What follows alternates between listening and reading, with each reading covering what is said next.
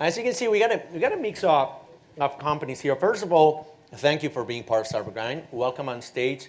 There's only one question I will ask to everybody, because this is going to be a very directed panel. How many times have you been welcome on stage as a rock star? In this order. None. No? None. Never. Never. First time with Startup Grind. Thank you. It feels great, by the way. Actually, there's something you might want to share with the audience, because you told me something here that you found somebody through Startup Grind when you were talking to Madrid, right? It's funny because I was sitting there and I listened about this open mic, and I then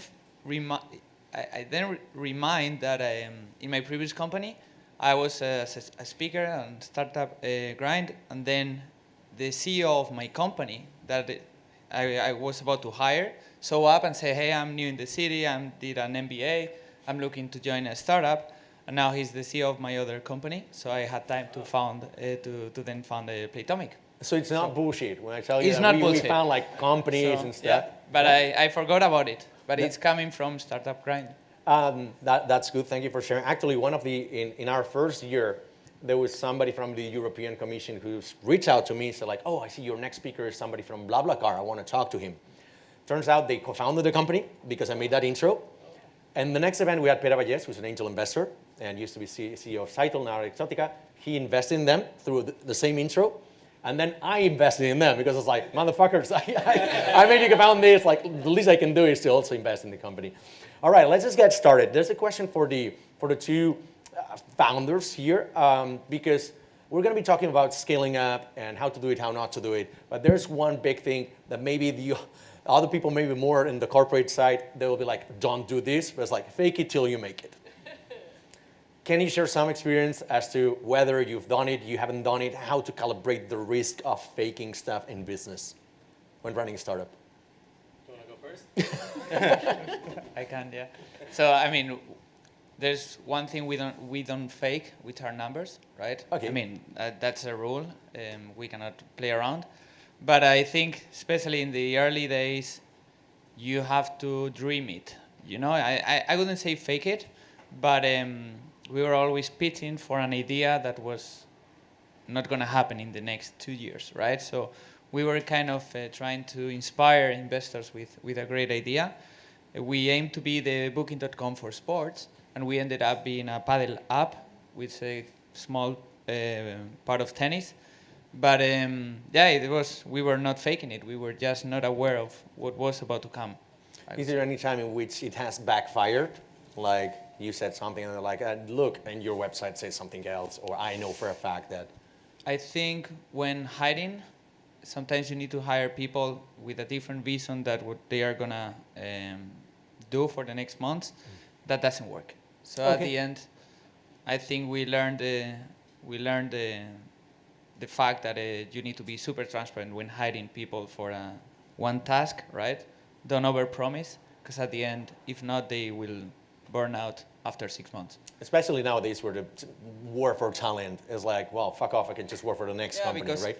Because inspiring investors is one thing, but inspiring future employees, it's a different topic, right? So since then, we've been very pragmatic in hiring. If you are not going to be the CTO of the company, we will not tell you, hey, there are chances that you will be CTO or CPO, whatever, because overpromise is not working. And well, before we go into that, but I want to have your take as well, because No, I agree on the main one, which is never lie to investors, never lie on the numbers, because that's an easy one, except for maybe your first. I think it's different because we're now a marketplace, right? So in our case, as a SaaS, the first few clients, maybe they didn't really need to know that they were the first few clients, right? Like, because obviously that's the main one. But apart from that, and maybe on the website where you can increase a bit the number of clients that you have to make it look more professional, especially at the beginning. Then apart from that, faking it on numbers is usually not a great idea.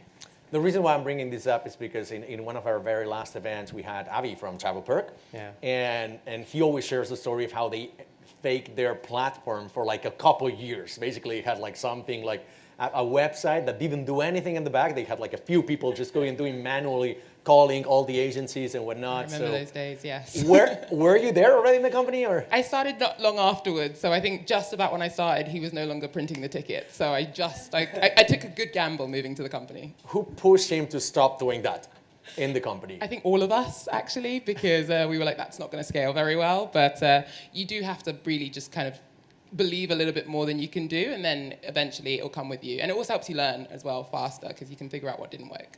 How about, like, because obviously not being from part of the founding team, from an external perspective, you join a company and you see these, maybe there's a lot of cases in which people come and join a startup and they come from a more like corporate background or maybe more experienced background, and they're like, what the fuck is this mess, right?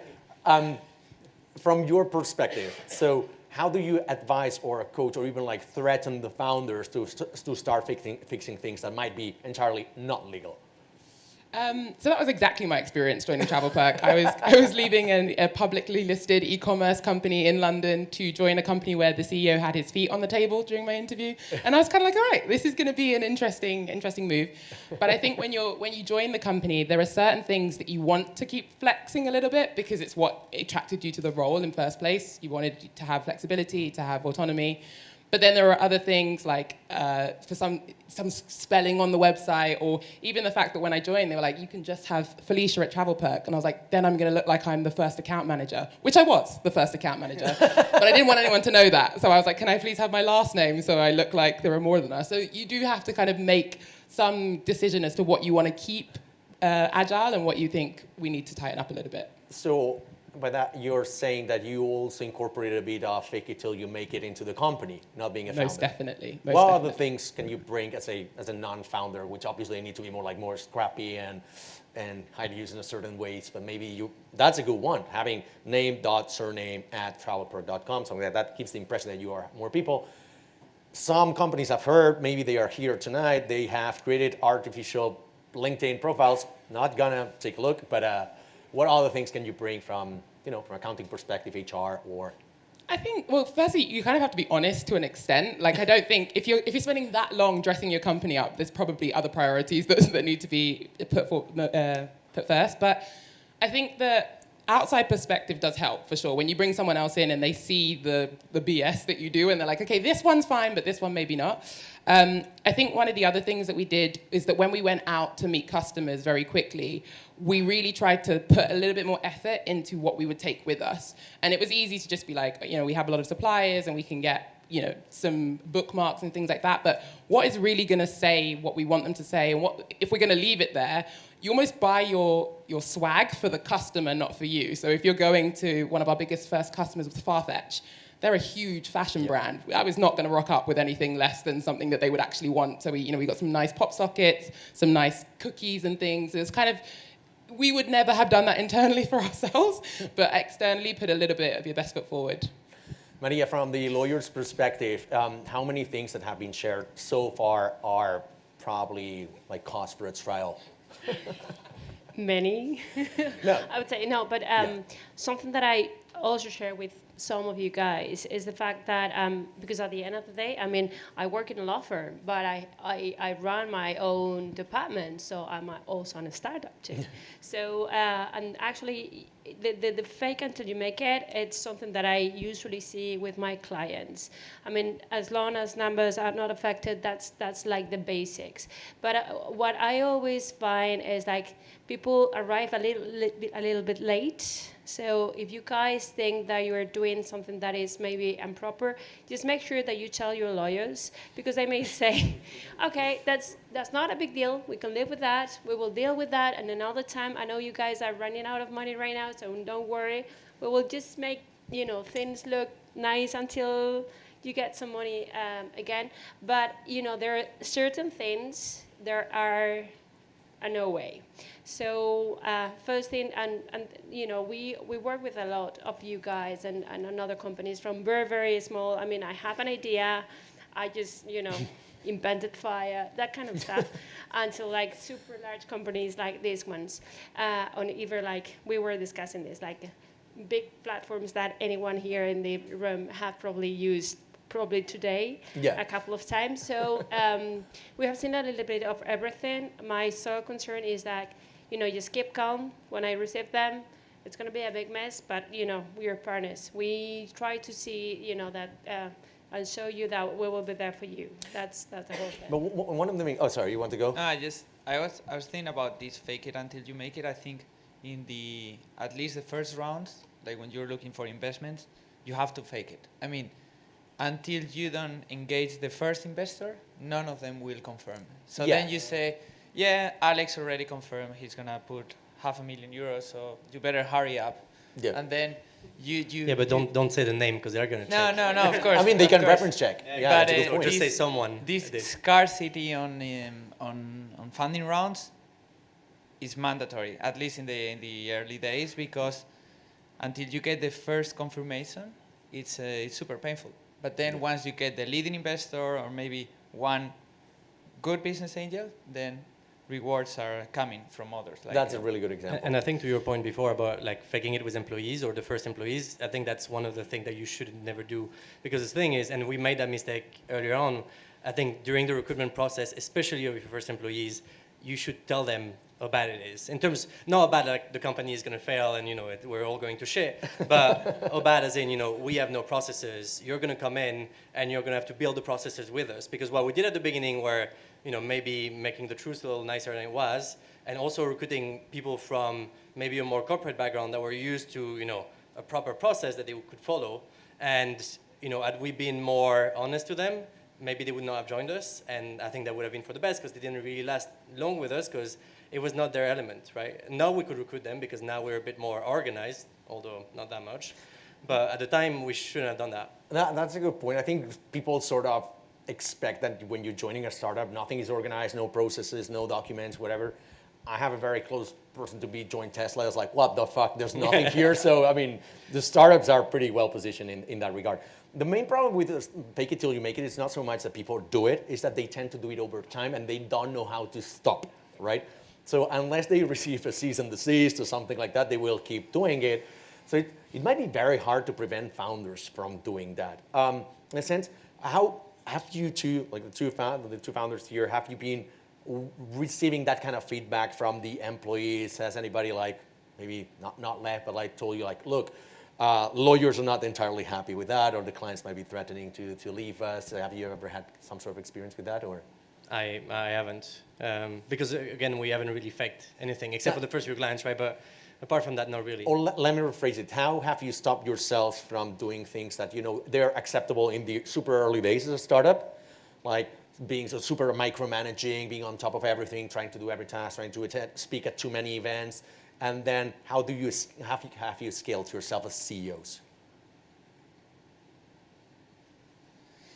So. But still haven't done it. No. That's also an acceptable answer. No, I think I personally stopped doing social things when we got the proper funding. So it's like what, Series A, late seed? Yeah, the first, I think we did a round of €5 million and we were burning something like 200. So we had enough runway, so you don't need to be everywhere, right? Mm-hmm. And then I went back to the office and work full time. And then I think as the product gets more mature, you know better what to do, right? Because initially you don't know what's the value proposition that you have to sell, right? So you are all over the place. As soon as you get the real market fit and you know the vision of the company, the mission, it's so easy to work like the whole day in just one thing, right? That you don't need to spend time everywhere. And that was the game changer for me. It happened. So we founded Playtomic 5 years ago. I think for the past 2 years, I'm full-time focused on just the business. Okay, that's cool. Yeah, I think something the same. I think investors are actually really useful in that process because they push you. For the first 2 years of Amenities, I built the platform myself. I learned to code to be able to build it. I love doing that. And at some point, the investor, kind of sat me down and said, yeah, it's great that you're doing it, but now that you have money, maybe it's time that you actually hire engineers and focus on the business itself, because someone else can do that job, but no one else can do the job for less money of being the CEO, right? And for most likely, well, actually no. At the time, I was not paying myself what an engineer would get paid, but no, it's opportunity cost. There's an opportunity cost for sure. And I think that's It's the same, right? It's money related. At the beginning, you have to do everything just because you have no one else, and people tend not to want to work for free, so you don't really have a choice. But then once the money started coming in, and it's just like some fires get bigger than others, and this is the one that you should focus on, or find some very, very smart people that will be able to extinguish those fires. But those very smart people usually come at a high cost. Felicia, question for you, because you mentioned the sort of like the culture clash coming from a listed company going into startup/scale-up, in which you have to create pretty much everything. However, you don't have the budget, you don't have the people, you don't have the not even the, the templates for the documents, maybe. How do you go about this culture clash as a person who joins in the scale-up process in a company? What's your advice? I think when I look back to why I joined TravelPerk and what kind of geared me for that, I think it was the honesty during the interview process. I mean, firstly, I could walk around the office, and for a time period, I was like, is this a real working place? Like, does real work happen here? There were more dogs than people at one point, and I was just like, okay, fine. But it prepared me for what I was going to walk into. I mean, I think some of you know JC, our Chief Revenue Officer, and there was a point where he was writing the contracts, and we really had to just kind of get scrappy.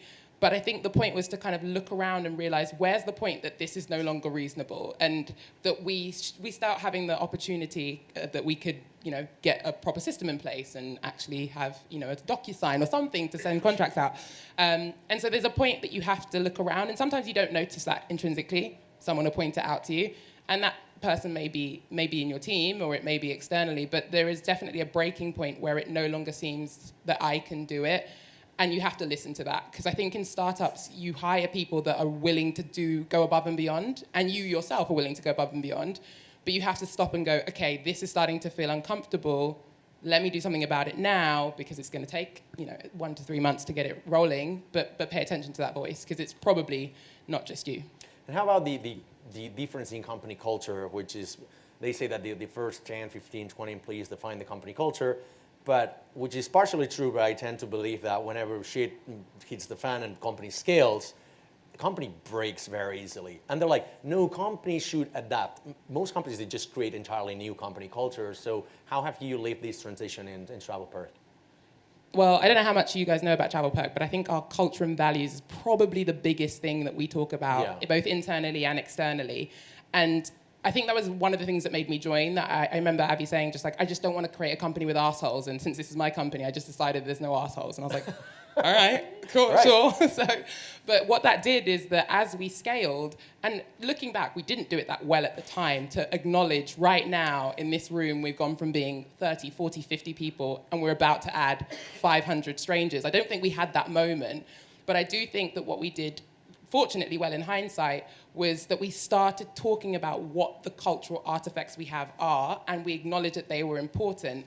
So when you were in an interview and someone says, so what's your culture like? You didn't just randomly ramble off what you think it is. You already had okay, well, we meet every single Friday at the end of the day. We believe in honesty, and we believe in feedback culture, and this is an example of it. And so because somebody else has kind of said that and ironed out what you think in your head, you then become able to repeat that, and then it grows with you and scales with you. So I think that what Avi did was set that standard, and then what we did is believe in it and kind of, almost like a religion, carry on spreading that as we grew. Must be really fun to work with Avi. It is. Oh, wow. Oh, yes. There's a lot of stories that come out. There's a lot of stories when you pop into Check our event from April. She shared a lot of fuck-ups, and they were really, really, really fun. Maria, the one thing is, obviously, maybe the role of the lawyers to say don't do anything illegal, don't break things, don't use other people's data, have all the documents prepared, hire the best lawyer. We all know that, the theory. Let's talk about the practice, which is, how do you go about calculating the risk as a startup? How would you advise people here to calculate the risk between not doing something versus being aware of something versus actually doing it, because if you don't do this, you go to jail? Exactly. So that's a good point. So it's always difficult if you're at the beginning of your journey to not do things that are somehow in the gray zone, because probably you actually need to explore zones before you decide whether to go to one place or the other, or whether you actually you just encounter an obstacle and clearly that's a path you have to abandon. So what I always say is just share your ideas. We're here to help you, and we can give you some tips of this sounds like shit, so don't even try to go that way, or just just slightly. So I have seen this, so in my previous experience, in my opinion, I would just, why don't you move here? Because we have been working with other colleagues and that sounds, or we can even talk to some of our other clients and friends. It's like, I know a guy who has been there, so you should definitely go and talk to him. But knowing and sharing with your lawyer is actually, it's not a cost, it's an investment.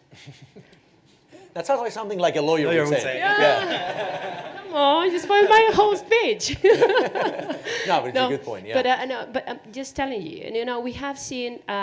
I was just reading some numbers like a week ago, and then it says like 80% of these startups just fuck it, just because they didn't get prepared. They just go for the business, and they didn't realize that at some point they will find legal obstacles that just spoil the whole thing. So if you just share what you are thinking about, where you want to go, we can perfectly, we can have a beer and then discuss it. Like, it sounds it's going to be difficult, but there are some people doing this, or maybe that will help you.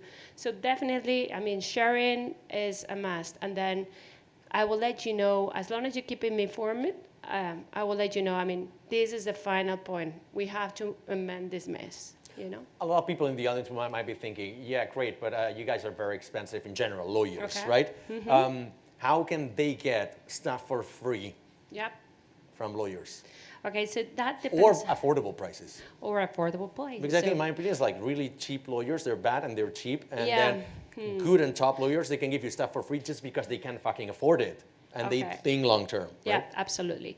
So you have to decide what kind of lawyer do you want and for what purposes. That would be my tip. So I would say, like, you can Google things, Google lawyer, Google law, whatever things to some point, to the basics, but there are some specific things that you actually need someone, okay?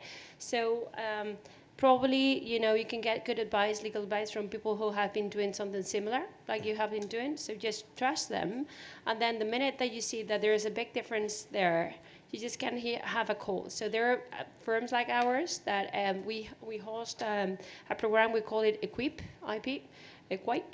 and we are given like 20,000 euros for free for legal advice for those entities that startups that really want to go for it, and we just want to make bonus. So we believe that if we're there at the beginning, we will be there when you have money, guys, and you can pay like proper fees. But sometimes it's just having a coffee and just sharing, and I will let you know this point is okay, you can survive with that, but when you get to this point, just give me a clue, okay? Because otherwise you will fuck it up. So, pardon. So No worries. key element of your business, just make sure that it's all very well prepared, it's all very secure. NDAs, you cannot imagine, every single time I talk to my clients, I say, you have to sign an NDA before you share your idea with others. It's like, you cannot. But with investors, no Even with investors will ever sign that. Investors will never sign In the that. entire story of Amazes, I've never signed a single NDA. Okay, but So, that's, I think it's let me Caviedes- share something with you. Caviedes say something like, I'm not going to sign a document that allows you to take me to court. So what's the point? You want my money? My money stays with me. So you know what I do? Yeah. Is, guys, you're bright enough to do this kind of thing. So this is my, please no recording. Yeah. So Oh, well, we're going to beep this out. Okay. So in case you find one of these guys that do not want to sign an NDA with for you, just make sure that you do the following. It's like you can do what we call a notarial deposit, un depósito notarial, okay, or something similar, in which you can perfectly say that you're going to meet with these guys and you are going to show them this, and then you can actually just print a copy of the mails exchange where you're having a, just scheduling a meeting, and then explain what you have told them, what are you going to share with them, and if you have an email where you have been just sharing some document, just attached to it. All that evidence actually shows that you have had a connection with this guy, okay? So if at some point your idea actually turns to be like a super thing that you were taking away, just make sure you have proper evidence. Who in the room has watched The Social Network? Okay, now you know what happens when you have evidences and when you don't. Okay, and that's not only Hollywood. I mean, that is fantastic for us because that gives you a lot of example, and you have to invest in IP, but that's a big deal. Alexander, so I want to get your perspective on the due diligence thing I was asking later, because you probably you had it in your round, right? Just did. It was a lot. So yeah, I think where I would kind of disagree with you is I think even at our stage, so we just raised $30 million. Investors were not really expecting us to be super ready. It happens that we were, because I tend to be a data and legal freak, but that's me. And actually, they were very, very surprised that the due diligence process lasted for a month and a half, I think, costed us a fortune. And that was fast. Yeah, and the investors told us, like, they were very impressed that usually it can take anywhere from 4 to sometimes 6 or 7 months, because you have to find all the contract that you thought you had signed, but they're not there, or but DocuSign helped a lot on that. Yeah. And I think the other part is, like, whether you're ready or not for it, you will pay the same thing, because essentially the VC on the other side will make you pay for their legal DD. That's the way it works, unfortunately. And so whether we paid 50 grand for it, and we were super ready, and I don't think it could have taken 6 months and we would have paid the same. So, but yeah, it was a huge defocus for the entire team. My entire leadership team helped me working on it for a month and a half, and that's a month and a half for which you're hoping the business keeps going while you're focusing on that. That's a tough one. Yeah, and I was going to say, how do you go about, like, not in your case it was around, but maybe in other cases it's an acquisition, right? Yeah. And in that case you actually don't want it to leak to the team, and maybe it's more important to have good signaling in the terms of acquisition maybe than the fundraising round. But what unexpected, what derivates from you not being entirely focused on the business did you suffer from, or did the team suffer from? What were the bad consequences of that process? That's a good question. I think in our case, where I've always been very lucky is that I have two very strong co-founders. And so from the very first fundraising round, I was able to remove myself completely from the business for a couple of months, for however long it would take, and trusting that the business would keep on going. And I think it was especially true even in the last round, because when we, in January, February, when we started the due diligence process, I already had 4 or 5 leaders within my leadership team. So, and they handle most of the day-to-day. So it actually didn't, sure, it affects a lot of the business because I wasn't there as much, but the operational part of the business was not really affected that much. But that goes into, that takes a lot of planning, that takes recruiting great leaders that you know and trust will be able to handle the day-to-day in your stead while you're busy. So I'm not saying it was easy, but at least in our case, it was not that big of a issue for the business on the day-to-day. Can we start sharing? We're going to be talking also about how not to scale the business. We've been talking a lot about how to do it, processes and advice and whatnot. Let's talk about fuck-ups. Like, people are waiting for that. So Felicia, maybe you want to start with one that you can own up and say, like, I'm really proud of this. Maybe not proud, it's not the right way to put it, but it's like, okay, yeah, I did this one. I think people can learn from it, and it's not going to be I hired the wrong person. Okay, so I'll throw that story away then. Yeah. We all did that one. Yeah, that's the point. I think, and I'm going to go back to being an individual contributor in my role, because I think that a lot of people are maybe in the earlier start of a startup. So, like I said, when I joined the company, there were about 70 people, and I was the first person in the account management team, and I was hungry to just help the company. You join a mission when you join a startup. And so I took on the role, and I took on an extra part of the role, which was setting up all new accounts. And so at that point in time, I could see that the leadership team were quite busy. I know now that they were working on a funding round. But for me, it was kind of like, get your head down. And so, by the way, we can tell. We can tell. We can always Yeah. tell when something's But that was my next question. we can always tell that something is going on because all of a sudden, like, everyone's just a little bit further removed. Now it's harder to tell because we're a bigger company and so there's a lot more operational structures. But when we were 70 to 100 people, you could definitely tell. And so I felt like the best thing I could do is like get my head down and work and just like do what needs to be done. And there was a point where I was like, I'm traveling a lot, I'm working a lot. Sometimes it's a Saturday, but it's like everyone's just doing this to get ahead. And then eventually I kind of was like, I don't think I'm meant to be doing this. I think that something's got to give. And so I had to approach our leadership team and say, I don't think that the tasks that are being asked of me can be done in a 40-hour work week. It took me a long time to get there. We're talking, stress nosebleeds and kind of just like, just keep going.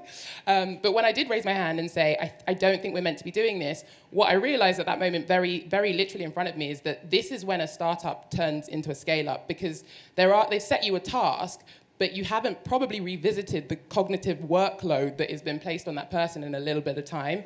And so what would happen is that I was kind of just carrying on doing it, and I started asking other people. And when we actually stopped and addressed it, what we realized is we need two different departments. We needed a client-facing department, and we also needed an internal implementation team that just did that. And it needs to be its own organism, and it needs to have its own management structure. And now that team is over 70 people. I cannot even believe that I used to do it myself. But I think the takeaway from this for me was twofold.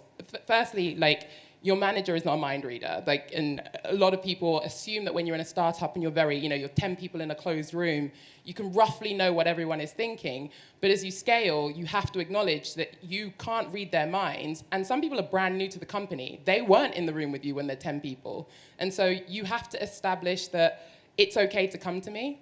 Like, what are my rules as a company? What is my value, belief systems? And what do I say to you as an employee? Because we are going to be very uncomfortable for a bit of time.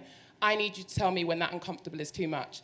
But what happens if you don't have that conversation is a couple stress nosebleed, and eventually they come to you later and they're like, I can't do this, and I don't know if I'm meant to do this. Or worst case, they leave, and then you lose the talent. So I do think that kind of setting that boundary as you scale to just say, it's going to be uncomfortable, raise your hand, was definitely a lesson that I learned being on the other side of the table. That's really good. And it takes some courage to go out, to go to the CEO and say, like, look, I cannot do this under 40 hours. Because normally some CEOs will be like, maybe you're not the right person for this job, right? So, it's not an easy choice. I think most of us actually don't in many cases, we are so, obviously everyone is working a lot early stage, right? And so sometimes we just don't realize. Because also, like, if we don't see signals, right? If you just happen to be doing the job really well and you don't send signal back, then we might just assume that, everything is going well. And because in a startup, a lot of the work is, looking at all the fires that you have and looking at the one that you should let burn on the side and focus on the one that you should focus on, right?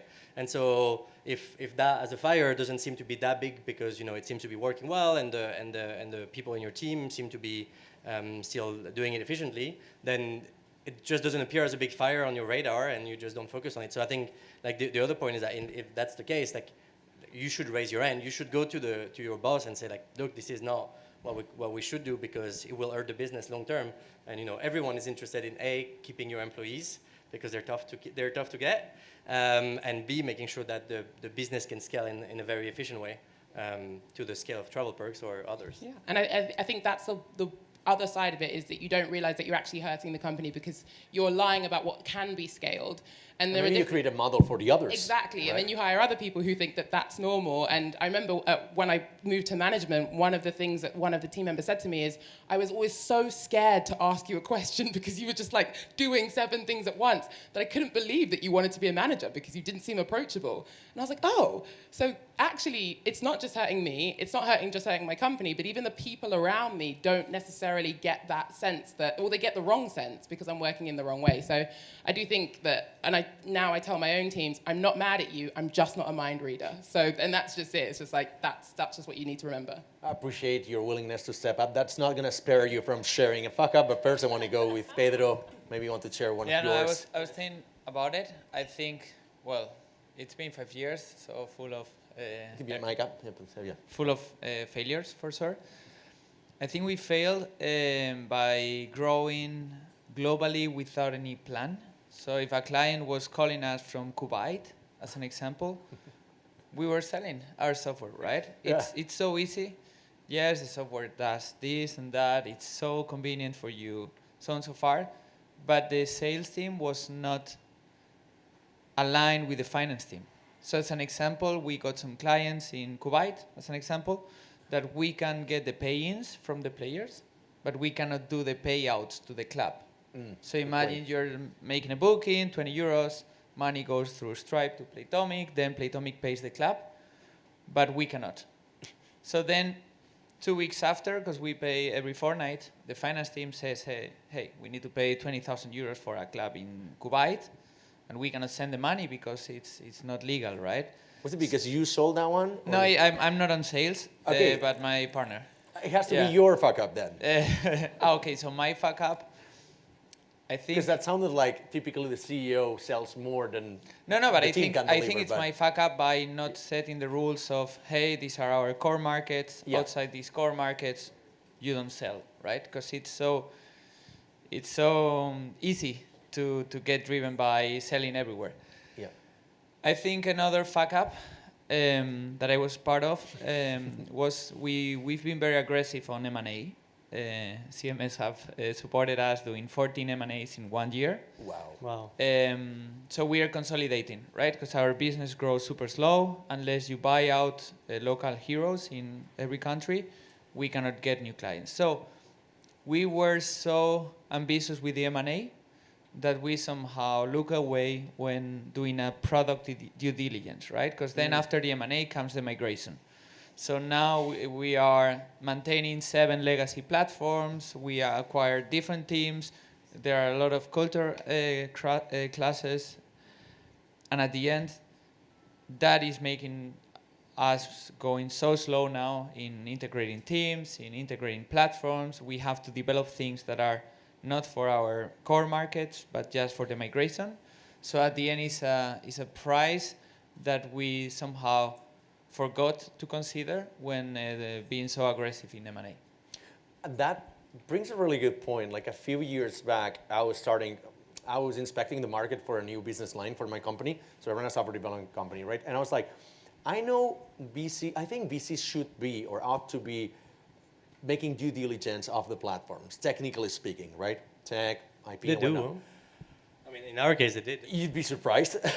In 2017 or so, I asked like the vast majority of European and American VCs, and all of them told me, yeah, we do it. And I said, like, who's doing it, and how do you do it, and what do you cover? They're like, no, we don't do it. So when technically they do it, and so sometimes they've got like a former CTO doing that, but turns out that person can't really inspect 300,000 companies in 1 year, and that person is only a venture partner. So maybe they do it in certain ways, and then you've got really big fuck-ups regarding that, right? So yeah, maybe in your case they are more prepared, and of course there have been some more ways. Market has consolidated, they've gained experience, and maybe companies are much more technical nowadays than what they used to be. So maybe now they have it. But from your perspective, like, can you share any experience of technical due diligence not being made, or how to approach this? Because I think it's quite a lot to say, especially IP and the ownership of data, because. So actually, for me, it's actually really interesting to be in both sides. So sometimes we assess the startups, sometimes we assess the funds. So doing a due diligence process on both ways, or representing both parties, actually it gives you a lot of information. So yeah, when it comes to, particularly if you are representing the investor, and what I just put all the pressure on and just want to make sure that everything is in order is regarding IP. Okay, why? And probably also, like the main contracts with providers and clients, sales, but basically IP. And this is where, you all have watched The Lord of the Rings. So, like Gollum moment is like, it's my precious ring. So that is IP. That is, because, yeah, for me, that is IP. So basically, because that gives you something which is the exclusive rights. So all the value also goes there. I mean, their platform without the software will not work. And same here, guys. But maybe, I was just remember one of you were just mentioning that you need AI developers for making, what was it? Pets? and drones, something. Yeah, exactly. So that's fantastic. So IP is your core thing there too. So I have had so many occasions when I have been reviewing the documents and particularly finding something that I put on all my focus on is on whether the assignments of rights have been properly made. That means if you guys have hired a developer, a third party, not an employee, I want to see that document.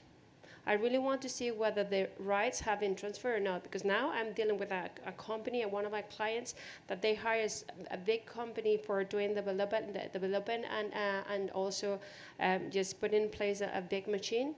And those other guys were, we'll sign the contract, send us another version, and whatever you're not doing at the beginning, you will not get at the end. So, you lose all your leverage. So make sure that you sign the agreement at the beginning. And make sure that you sign the rights to the company. Not only regarding third parties, also with employees. I have just shared this thing with you a few minutes ago. And my third point will be, and then contractors, exactly. And then also, the other thing that I was wanting to talk to you about is open source. Mind, guys. So the column thing and open source, that's not much together, okay? So, and you have to make sure that if you're using open source, copyleft, whatever you think you're using, it's fantastic, it's for free, but it infects your code. So make sure you read the license, and that's something that I always ask for if I am doing a DD process on behalf of the investors, to make sure that the code that has been used there, and even though it's a small, part of it, what are the specific license that are subject to? Because maybe it got infected and everything, is now open source. So I don't really, I have to tell my clients what you are buying. It can be done by anyone. Yeah. Last one, Alex, you get to share your fuck up. I get to share my fuck up, great. Obviously, we've been operating for 5 years, right? So the number of fuck ups that we've made is just phenomenal. But I think the biggest one was one of planning, and it affected the company in a meaningful way. So just for context, we're a couple of years, like early 2021, we were about 40 employees. Early 2022, we were about 100 employees. We're now about 230 employees, and we should be around 350 by the end of the year. So we've scaled the team really, really fast. And we knew it would happen because since we're a very sales-focused organization, we knew that if we wanted to 3x the business, we would need to 3x the team. They're just mathematical in our case. And so, we planned ahead on all the people that we need to recruit, recruiting a people team, recruiting TA teams, and all of that. The part that we didn't really plan that much, and it really bit us in the ass, was middle management. And it sounds silly, but at some point we had been so bad at planning middle management that at some point my co-founder Emma was leading a team of 40 salespeople with no middle manager. She had 40 people reporting to her directly, which is not humanly possible. And I think that was caused by two things. Obviously, we should have recruited them earlier. But I think one of the biggest learning that we've had is that when you recruit very, very early stage, you're just looking for someone that will do the job of IC really, really well. And you usually don't think about, will this IC potentially be my next team leader? And if not, and if you only recruit ICs, it's great that you have individual contributors that will stay there, and it's amazing for your business, you need them, but you need to make sure that some of them will be your next team leaders, because otherwise you have two things. One of them is you will need to bring team leaders from the outside, which sucks for your culture, because that means that you were not able to grow the people yourself, which is bad. And the other option is you will grow someone, or you will move someone to team leader too early, and usually, we've done that a few times, sometimes it worked, but a lot of times we set them up for failure because they were not ready for it. And so not only do you damage your team because the team leader that they report to was not ready to be a team leader, but also you lose a great individual contributor because he was not ready, and no one is willing to go back to being an individual contributor, so most likely they will leave the business. So I think that lesson of planning that middle layer of management, if I can go back and do all over again, I would do that much, much better.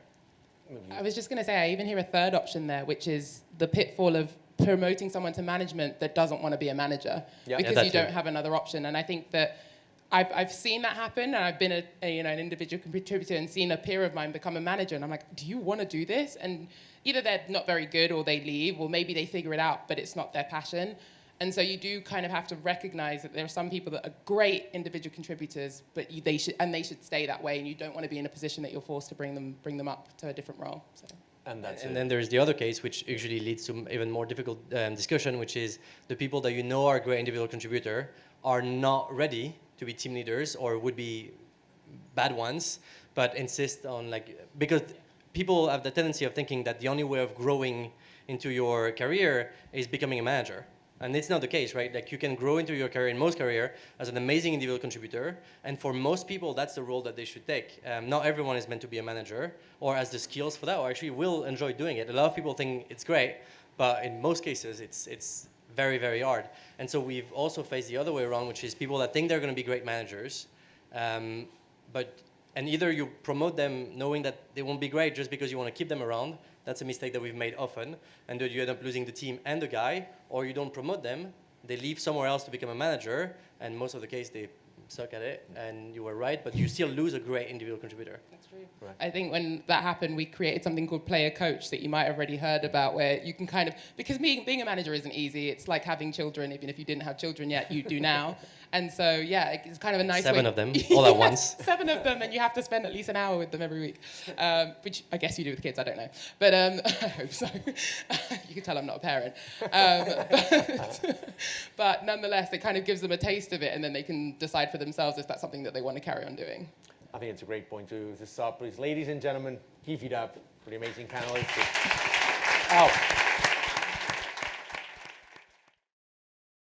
All right. Maybe you want to get your water, or? You know how to embarrass a guy. Yeah, I know.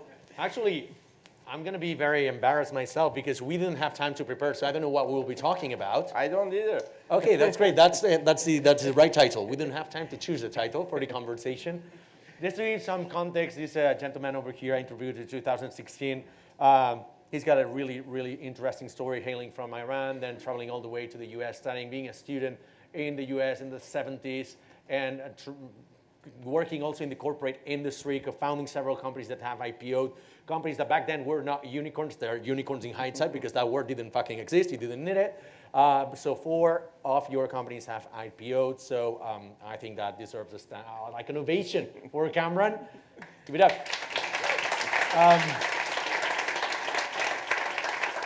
But I assume that, so the size and the magnitude of your successes are incredible. I assume that some of your failures have got to be astronomical as well. Can you share what's your biggest one? Oh my God. Let's start with that. Yeah, the biggest one. Well, it was actually the third company. It was a company called Momenta Computer. You can check it out. It was 1989, before many of you were born. And I had a crazy dream that I was reading Wall Street Journal, and on Wall Street Journal there was an article on the front page about automotive industry, and in my dream I went with my finger and I touched an ad from Honda, the Japanese car company, and this ad became beautiful color video. And I woke up and I started to take notes, and I told my wife, I know what my third company is going to be. And she was like, the second one just went public, it's worth a few billion, why the hell are you thinking of a new company? And I said, no, I know the universe is talking to me, this is my dream, I've got to go and make this happen. And I started to talk to the whole board, everybody, I love you, everything is great, but I need to put all my energy in here. You guys don't need me. We have created a big institution. It was called Cirrus Logic. You can go and check it out. It's still worth billions of dollars. And 1989, I just walked away from my second company. Instead of being there celebrating all of the big things, growth is going through the roof, all of that, I said, thanks, I have a new love, and I need to give it all my time and energy. So by this time, because it was my third company, my first company was sold over 75 million within 3 years of founding, and second one became multi-billion-dollar company. I thought I can't make any mistakes, and I was so arrogant. I would talk to biggest venture capital funds. I say, I have a new idea. I can't tell you what it is. You can put $1 million in here, have a bit, and it takes me a while, 4, 5, 6 months to figure out what it is and put my team together. And then I come and give you 30 days to put another 4 million in, or you're out. If within 30 days you can't make your decision. And we are not talking about small funds, we're talking about Sequoia Capital. I mean, Don Valentine, who was the chairman, God bless his soul, he used to be known in the Valley as one of the most arrogant people. And after failure of Momento, he invited me to his office, and he says, we want to invest in your new company. And I said, why? He said, because now I can talk with you. You're the most arrogant son of a bitch I've ever met in my life. And I said, Don, this is coming from you. This is the biggest, biggest compliment anybody has ever given me. You thought that I was arrogant. So, when you think that you can't make any mistakes, that's where universe comes and hits you over the head and says, look, buddy, you can make mistakes, but you don't make mistakes on a small proportion. You make mistakes of a grand proportion. So what was the idea? It was the idea of iPad, no buttons, 18 years before iPad. And because of my previous 2 successes, anybody I wanted would come and work for me. So I went and I hired my marketing team out of Apple, the people who had done Macintosh. Steve Jobs had just been fired, so, lots of amazing talent were available. I hired my marketing team there. I hired the chief operating officer of Apple to be my chief operating officer. The only company at that time who knew how to make consumer products was Atari and Commodore, so I went and I hired their teams, their vice president of engineering, the people who knew manufacturing. HP was the best one, so I hired the vice president of manufacturing of HP. This guy was running 25 manufacturing plants. I hired head of AT&T, president of AT&T Europe as my vice president of Europe. I mean, everybody, the biggest names, the biggest thing, and people were just saying, we want to work for you or with you. I never wanted anyone to work for me. Everybody was a team, and that was a big attraction. So we worked very hard, 2.5 years, and we announced our product and showed it on November of 1991. And doing it the Apple style, because marketing team had come on that, we were on the cover of 20 magazines. And everybody was just, wow, how did you do this thing? And because of the way the product looked, no buttons. In 1991, November, a tablet with no buttons. Everybody was giving us awards as future of computing. Remember, iPad 1 had still buttons. It was iOS 10 that actually, finally, Apple figured out a product with no buttons. So we were so crazy out of the things, because in my dream, my finger went and touched it. There was no button to do this thing. So the positive was the idea was great. The positive were that we got lots of accolades, lots of recognition, great things, whatever. So you have a monumental amount of recognition, and you become a celebrity everywhere you go, whatever. And we had set out a crazy goal that our first year revenue should be $100 million. Wow. Just think of that. That company, 2.5 years, develop your product. The first year goal should be 100 million. So my vice president of manufacturing from HP, he knew how to go and set up outsourcing of manufacturing. So he had set up a manufacturing factory in Thailand, another one in Taiwan. We had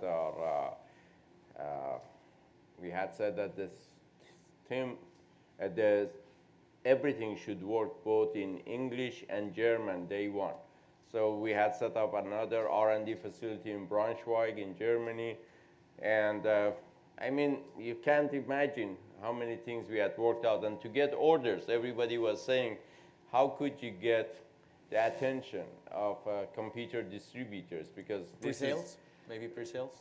Yeah, so I hired the #1 laptop maker at that time was called Zenith Data Systems. They were selling $360 million a year. I hired him as my vice president of sales. So end of the story. He's god of laptops, and he went and signed up computer, intelligent electronics, CompUSA, Computerland. These were the big distributors. Many of you probably have never heard of them, but they had stores all over the world. And the first quarter, we shipped 5,000 units at the price of $5,000. So first quarter revenue was 25 million. Just imagine. And we are all jumping up and down and saying, You were on course. this is unbelievable. It's happening. The dream is going on, you know.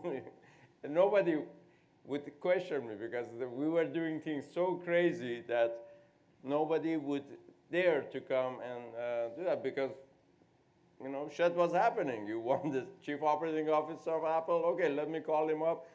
2 weeks later, he's working for us. You want president of AT&T? Give me 1 month. I call him up, and he comes and gets the things. I mean, we didn't understand what could go wrong. Everything was just going great.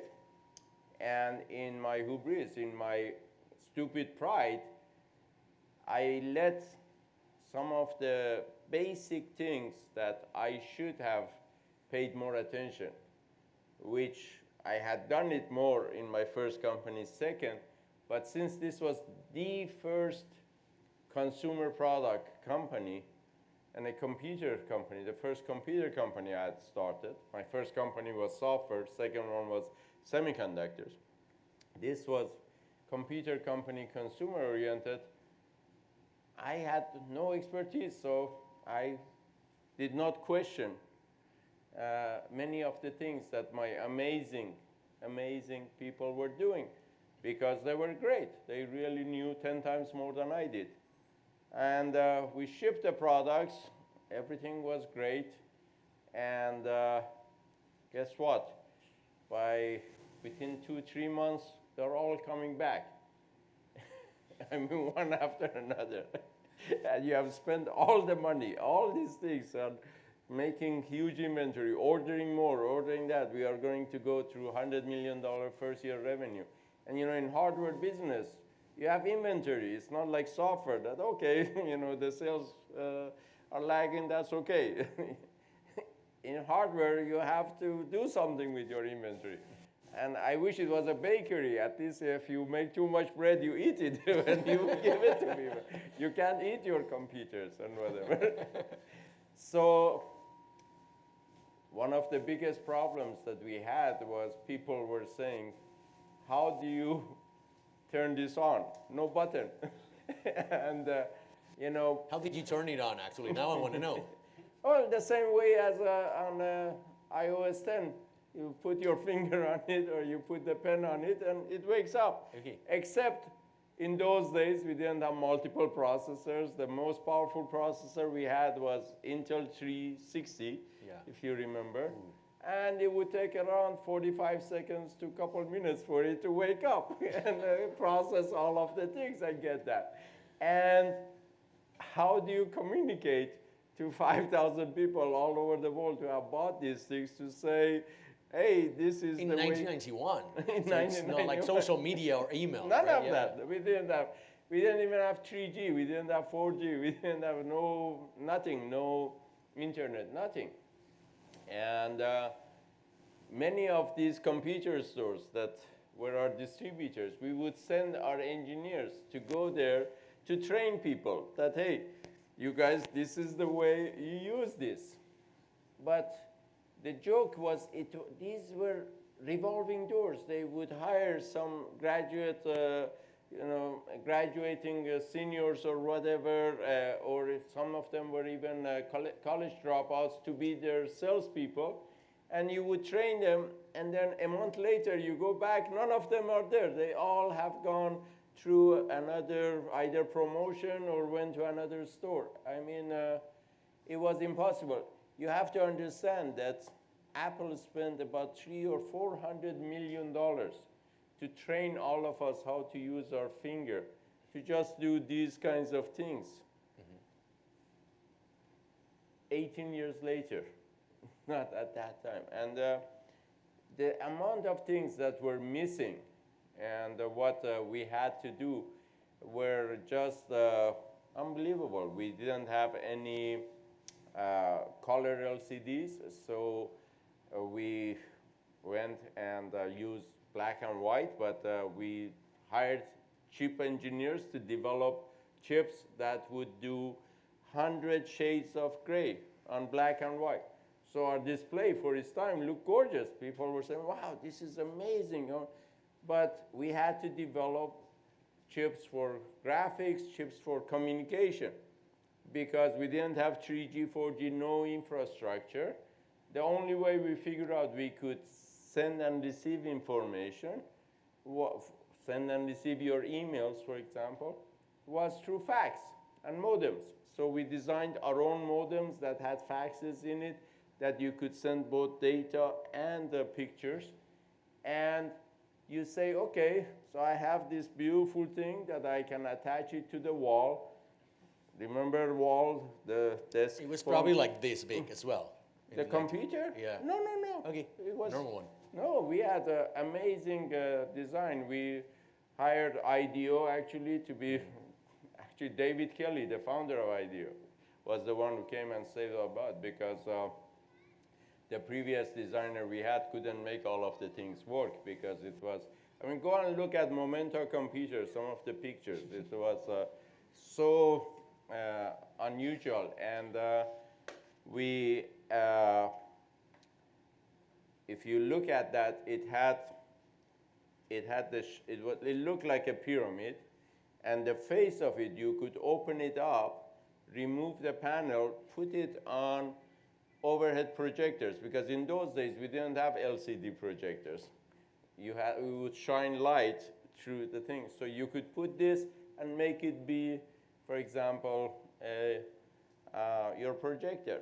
And because if you wanted to send or receive a fax, or send or receive, those of you, does everyone know what a fax is?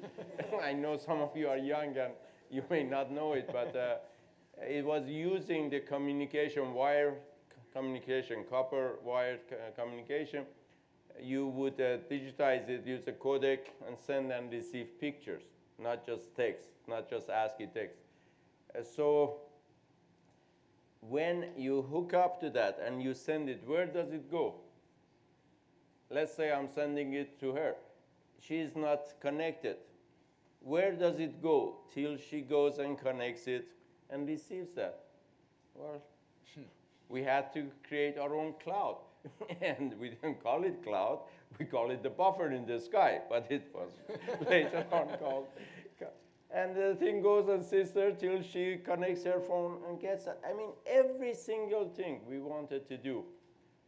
Nobody had done that, and we had to go and invent it. We had 23 amazing patents and unbelievable engineers, unbelievable work, but it all ended up for me. It was April 1st, 1992. I came to work, and I noticed that there is a board meeting. I said, I'm chairman, CEO, founder. What the hell is going on? They said, we are having a board meeting. I said, who called it? They said, we did. We are your board members, and we need a change of management. And they fired me and promoted my chief operating officer to become the CEO of the company, because they said, you drove us over a cliff, which they were absolutely right. I did drive the company through the cliff. We were so crazy aggressive. And they said that we are bringing change into the company. And I was so astounded. Remember, I left my second company. I sold all my shares. I wanted to put all my energy into this one, all my money. It was my baby. And I'm told that I'm fired. I said, how do you fire the biggest shareholder, president, CEO, all of these things and whatever? And they said, no, you are fired. And I thought at the beginning it's April Fool's Day joke, you know. Honestly, I could not believe it. I said, this is good prank. Are you guys serious?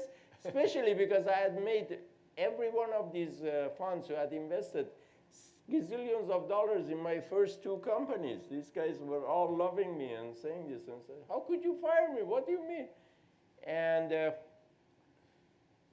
next day, you know, you wake up and I put my clothes on, pick up my briefcase, and my wife says, where the hell are you going? I said, I'm going to work. She says, you were fired yesterday. I said, no. How did you tell her? That was going to be my next question, actually, because you walked away from $1 billion generating company to create something crazy, and then you get fired. How do you tell your wife? I have been married to my wife for 45 years, and she has put up with me since we were kids, you know, on everything, and she's never said no, and I've never said no to her. You know, she's crazy doing a lot of our philanthropy work in the most difficult countries around the world, and she goes into war zones, she does some crazy stuff, and I never stop her. And even sometimes she tells me, oh, I'm going to this place in Afghanistan in the middle of war, or this place in Sudan, where John Jaweed have taken it. And I said, can I come with you? She says, no, it's not safe for you. So we are a good couple. We never, you know, we always support each other without any question and put up with each other. And we love that. It's a really interesting relationship we have had. Yeah. But yeah, she said, you were fired. I said, how could they fire me? They need me. I think it was a joke or whatever. But you know, as your pain, when you have had a major pain, as I say, it was like my baby, and you lose that, what is the first reaction that you have? Your first reaction is denial, that it didn't happen. It's like, you know, have you ever lost your iPhone or lost your wallet? You just keep looking for it. No, it's here, it's somewhere there, let me check it. Denial is the first part of this. What is the second part? No, I wish it was. Anger. I wish it was. Anger. Anger. Anger. These bastards, they come and fire me, and how dare they do that? I made them so much money, so much that. And, oh my God. You are angry with everybody. You see yourself as a victim, and whatever. Everybody did wrong except you, and whatever. Thank God that didn't last more than a few hours for me, but it is a process you have to go through, and it is painful. It is absolutely painful.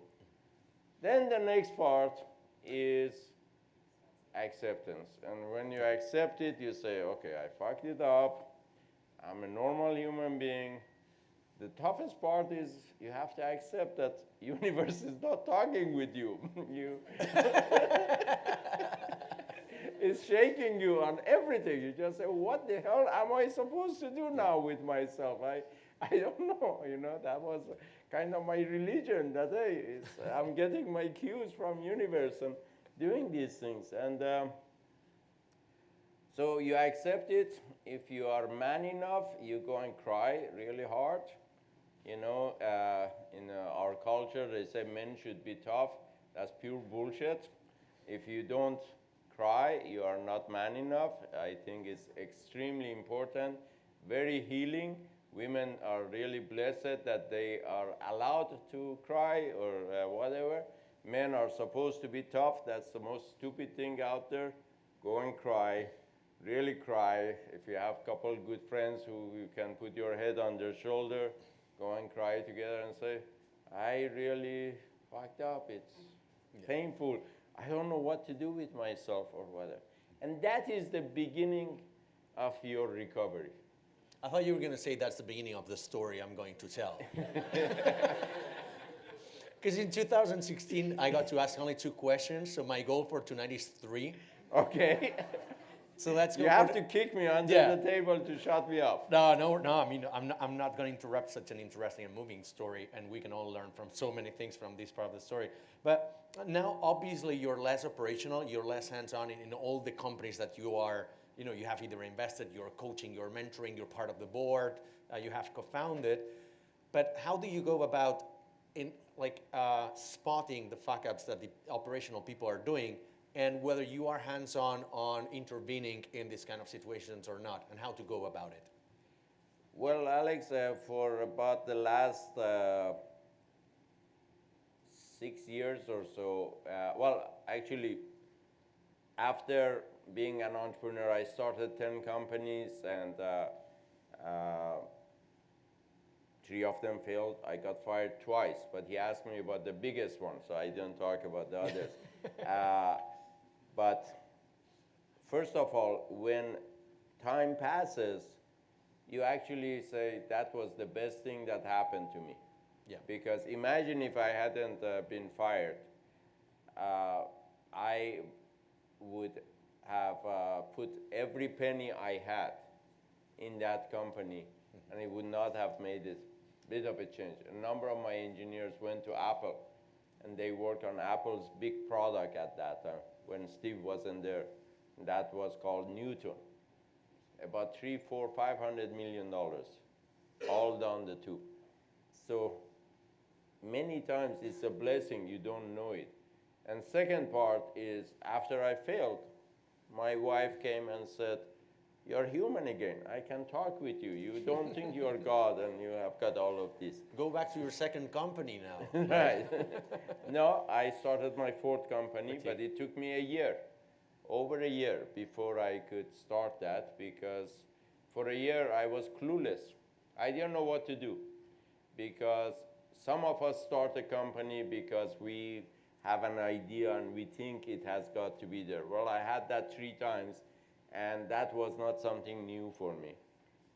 Some of us start a company because we want to become famous. And I had, as I say, 20 covers of biggest magazines and lots of TV and everything. That was not interesting for me. Some of us want to make a lot of money. That your first million is really interesting because you work hard on it, but after a couple more million on that, it just becomes meaningless. What do you do with all that money? You know, if you're smart, you give it away, because it's really a curse. It really is a curse. If you really, you buy a home, you buy 1 or 2 cars, you buy a vacation home, the rest of the money is nonsense. The more you hang on to it, the more you stink. It's like shit. The more you hang on to it, the more you stink. The more you spread it around, it's a great natural fertilizer. And it goes and creates many That's good. new things.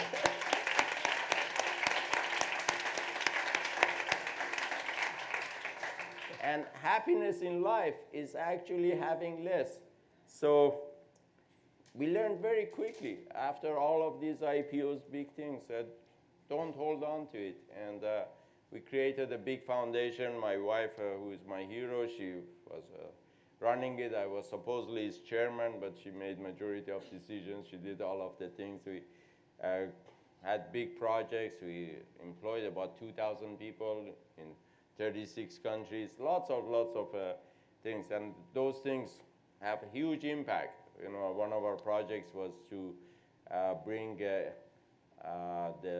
use of technology and internet and computers to schools. So we worked in 6,400 schools in 36 countries, and we trained over 10,000 teachers on how to use computers. And in those days, had Momento succeeded, it would be easy to use it. But because it failed, if you wanted to use a computer, you had to use Windows.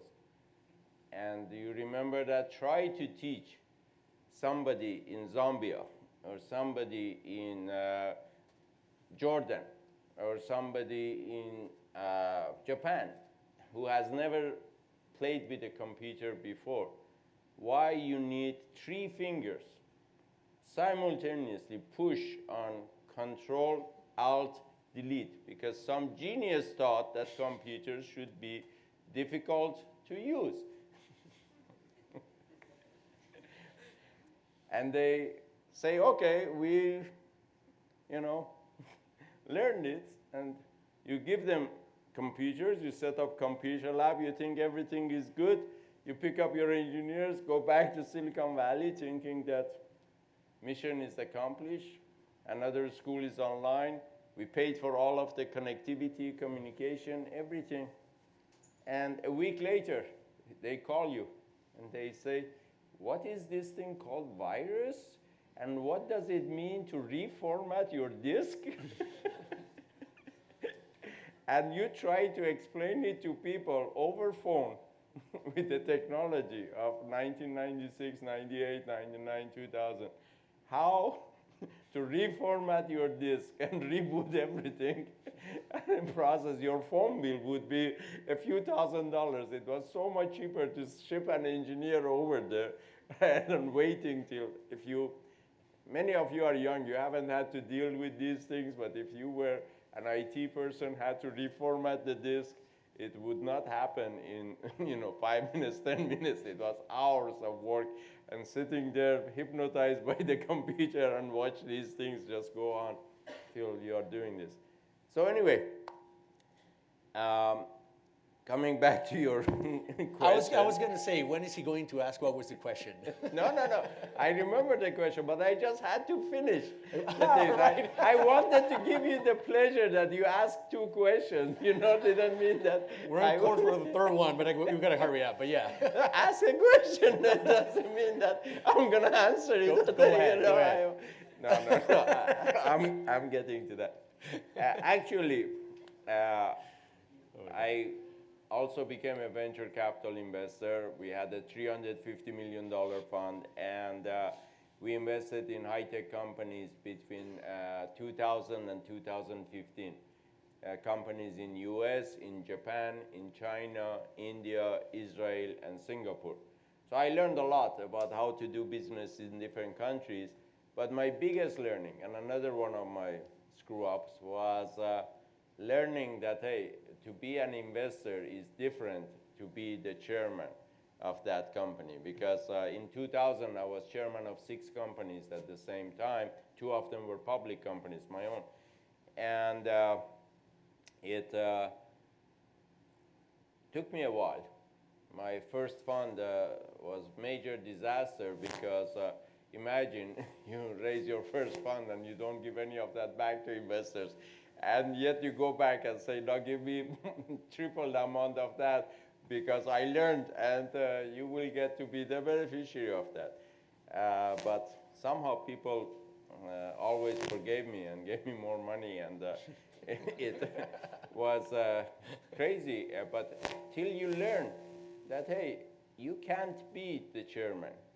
You have to trust the entrepreneurs, and you have to accept it, that the entrepreneur is the king or queen of that company and is going to drive it their way. And just because you have had so many successes and so many things doesn't mean that you should be the one who is driving that. So that takes a while. Especially if you believe you have the answers and you know what's going on, sitting in the board meeting and listening to lots of mumbo-jumbo bullshit discussions to say, hey, I know the answer, but you're supposed to shut up and let the things go because that's part of the learning process. But the other side of that is sometimes you find out that they do something that they are absolutely right and you are full of bullshit. And that is where real learning comes up. And you say, I'm so privileged to be in here, to sit here and learn from the young entrepreneurs doing it a different way. Just because I knew how to do it at my time doesn't mean that I know it all. And that becomes amazing. School of life, you go and learn from people who are very happy to teach you. I'm sure many of you who are young have really taken a lot of joy teaching your parents or grandparents how to use technology. I hated that. I always had to be the one who knows all the new technologies. And I take so much pride when I go and show people something new that they don't know. And I say, I always have to teach young people how to use technology. little win. But no, you see the things are changing and young people know so much more than you do. So if you want to be successful, you have to become a coach.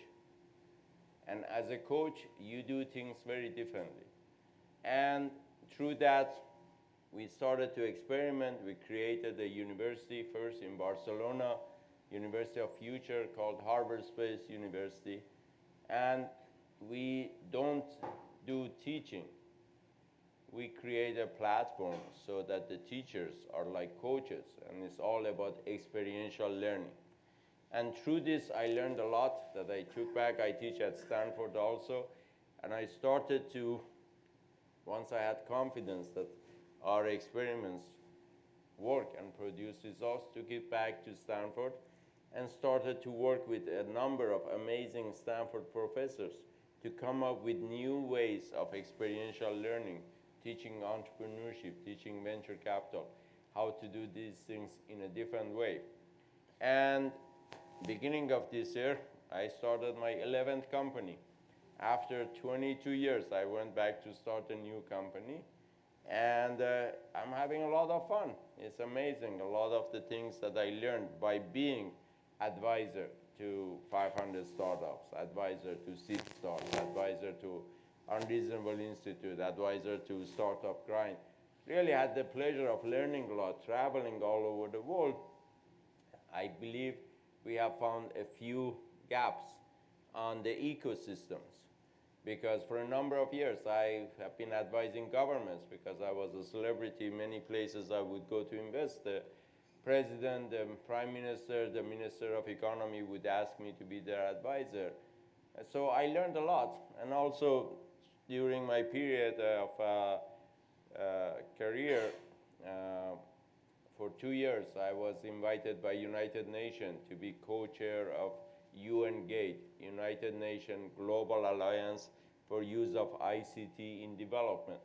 So I traveled a lot carrying UN flag and learning a lot about different countries. And a huge gap that I see, which in my 11th company called Global Innovation Catalyst, we are working on doing, is there are lots of accelerators, lots of amazing places that they teach entrepreneurship.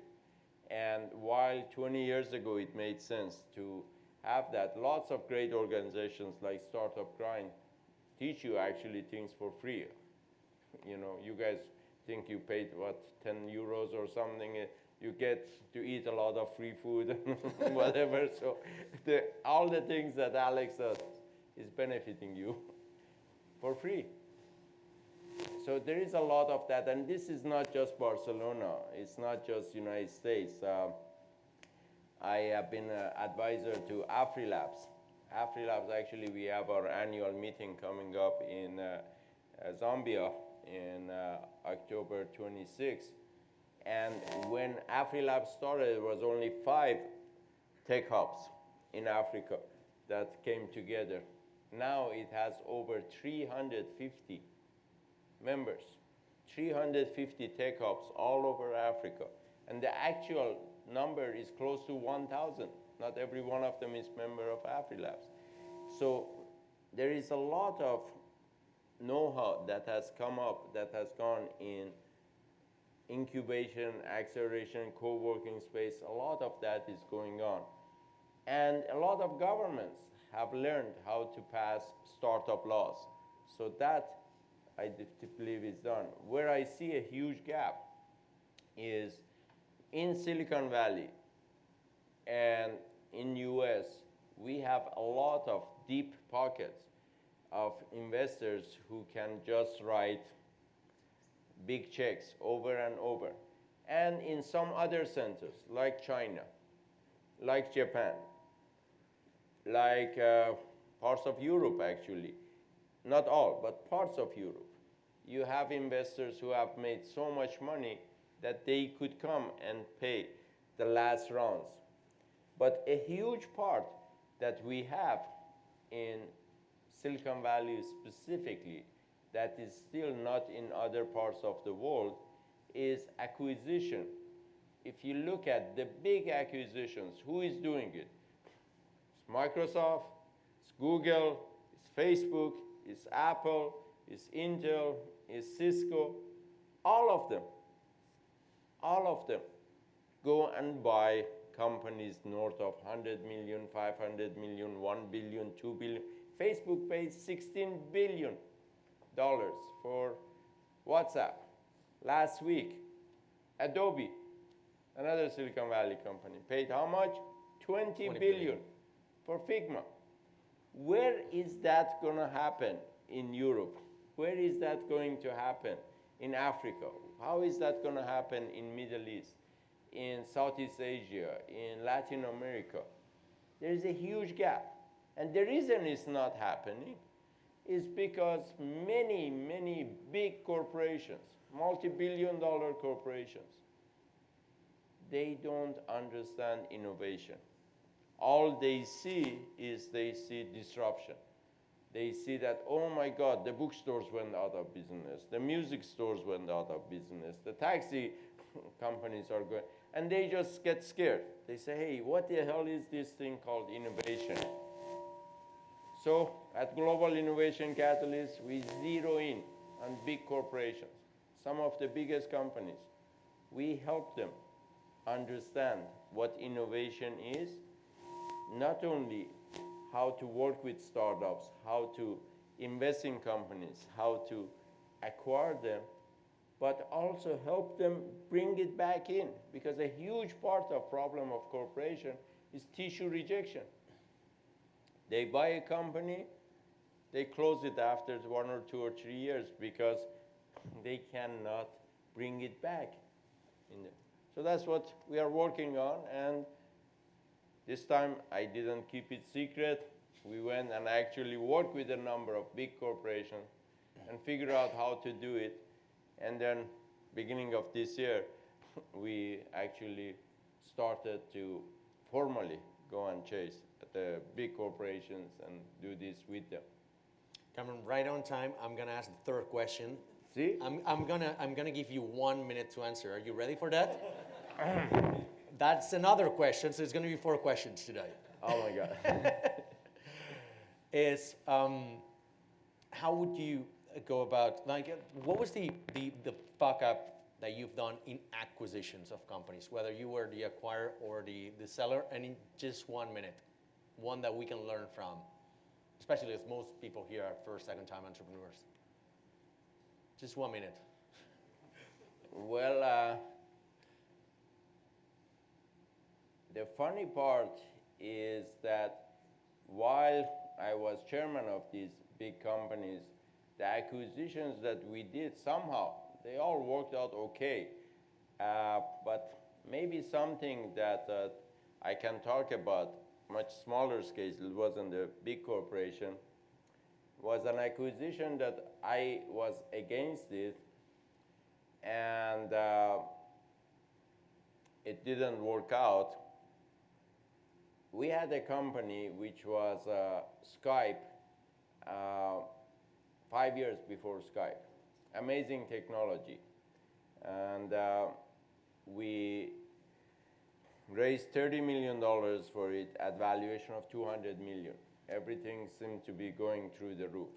And I was chairman of this. It was my 8 company, I guess, or something like that. We were all so excited. This is going to be amazing company. And we went and,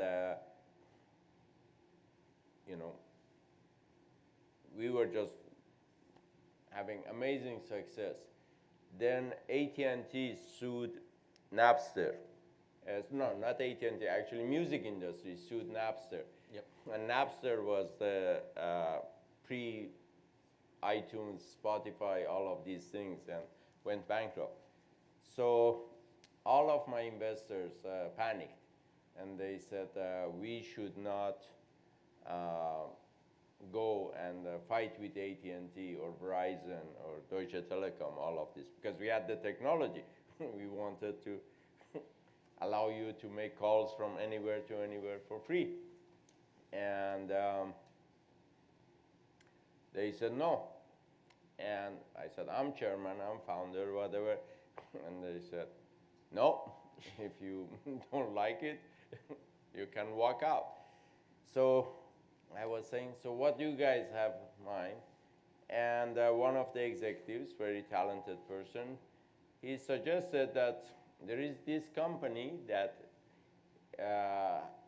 is called Informative, and we should buy that because they have developed very advanced technology, AI technology. This was 2003, I guess, if I remember correctly. Very advanced AI technology that could go to any chat room and look at millions of chats going on at the same time and could gather all of this and give you a synopsis of whatever people are talking about. And I said, yeah, that seems to be interesting technology. What are we going to do with it? And they said, well, we could have a nice business informing people about what they should do with their products. So we did go ahead with acquisition, and actually it was quite promising from the side of the company, because you all remember Sex and the City, HBO? You know why it was so popular? They used our technology on their chat rooms. They would plant their own people who would come and say, what if Carrie goes and have a date with John or breaks up with John? Oh. And people would go, oh, wow, this is crazy, or this is great, or whatever. This technology would check all of that, and based on what people were thinking for that week, they would write the script so that it would happen, and everybody would say, wow, this is so cool. I was thinking that this was great. I wish she would go back to John, or I wish she would break up with this. Or, well, your wish came true. She did go and do this thing. So it was quite good for the company. But, all my companies, I wanted to do something that had real positive social impact. And every one of my companies helped do something. And this was not something that was good for the world, per se, per my understanding. And I just said, look, you guys, I can't be supportive of this thing. And they showed me the door. And not violently like Momento, but yeah, politely, I was fired. So the fuck up was that you didn't sell because you didn't want to sell because it didn't have impact. Obviously, it was good for business. It was, appeared to be. To be honest with you, I don't know what happened to that company. I always have a habit that, when I walk away from something, I leave all my shares on the side. I say I don't want to know what goes on or whatever. So to this day, I don't know what happened to that company. Maybe do a Google search. They changed the name from Cahoots to Informative. I don't know whether it's still around or not. But you watched the series of Sex in the City, so it worked out. It worked out, absolutely. Ladies and gentlemen, big applause for Kamran.